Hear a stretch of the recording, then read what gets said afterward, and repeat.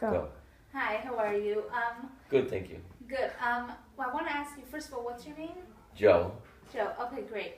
I wanted to ask you a little bit of your experience with the 1977 blackout in New York City. Okay, sure, no problem. I just want you to know that this conversation I knew about 4 minutes ago. So I'm gonna try to recall as much as I can, okay? In the summer of 1977, I was working on Fulton Street in Brooklyn. Okay, how old were you at the time? I don't know about that, some 30 years old about maybe. And we had managing a store on Fulton Street, Brooklyn. And of course I lived in my house here. And I had a dog, a German Shepherd dog. So that night, there was a lot of news that people were looting stores and breaking in. And I got the idea, since my dog was a German Shepherd, let me take him to the store and let him stay there overnight. At least he could prevent a break-in or stop anybody coming in. So that's what I did. I left the dog there, and I think that it lasted a long time, the blackout. Like over a day, I think. Yeah, it lasted about 25 hours, I believe. 25 hours. Yeah.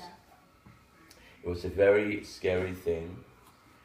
Especially people were talking about there's some killing going on by this man, it's called the son of Sam, and that even brought additional fear to the people around Brooklyn.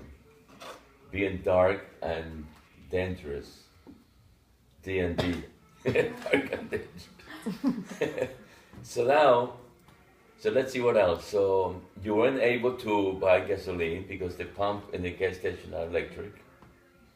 And the air conditioning not working. It was chaotic.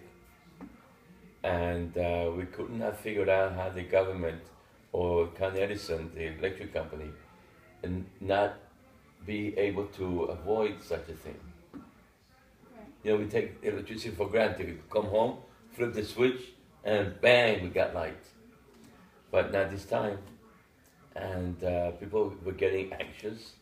But thank God, like you said, it lasted 25 hours. So the next day, everything was back to normal.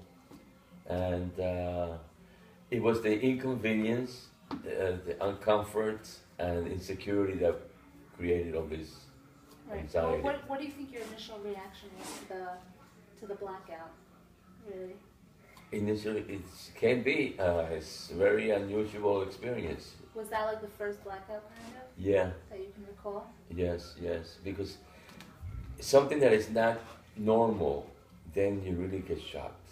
Right. It's not normal, so it's something new that you have to experience, and you don't know how to deal with it. You know, you deal with flashlights and candles. Everybody went buying candles and flashlights. And then you have to be concerned about where you put the candles. Do you leave them on during the night when you sleep or not, you know? Yeah. What do you think was different if this blackout would have happened now in 2014 than it was in 1977? Oh, the teenagers will go wacko. They won't know what to do, as usual. Today, the kids are different. They're not... I don't see them as being streetwise. Right. You mean know. Not as bad as... Yeah, like you gotta be cool, go with the punches, roll with it, figure out things. They're not good at figuring out things. Mm-hmm. They can't get out of the paper box. Okay, thank you so much. Okay, you're welcome. Any other questions?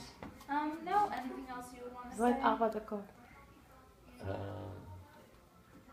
Well, it was a lot of destruction, a lot of things that happened. How was New York City changed afterwards, you think?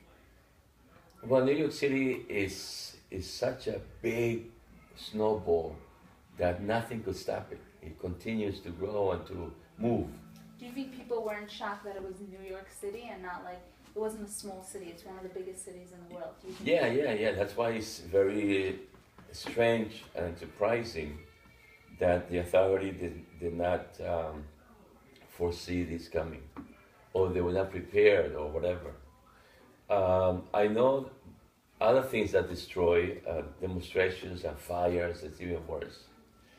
If you ask me what consequence, what happened as a result of that, I'll give you an idea. What happened as a result of demonstrations and fires. The city of Asbury Park in New Jersey, in 1967 there was a demonstration, and the city suffered a lot of fires and a lot of destruction. And 40, almost 50 years since that time, it's still not come up yet. It takes a long time to get up. It happened in Chicago, it happened in San Francisco, in Los Angeles, and but when something like an earthquake happens, it takes a long time for the city to rebuild again. Right. So how do you think like New York City in itself like changed It was, after? no, New York, I don't think New York suffered. Just some people could not get to work because of lack of gasoline, and they took the subways. I know the subway was not running. Do you think the more recent blackout we had a couple of years ago? But it was a short Yeah. thing. Do you think it was much more like different? Yeah, I it was there. I would want to know. it was more intensive. Yeah, 77 was more intensive. Wow. Yeah. Okay. Thank you so much for Okay, your what's time. your name? Michelle. Michelle. Thank you so much. Okay, thank you.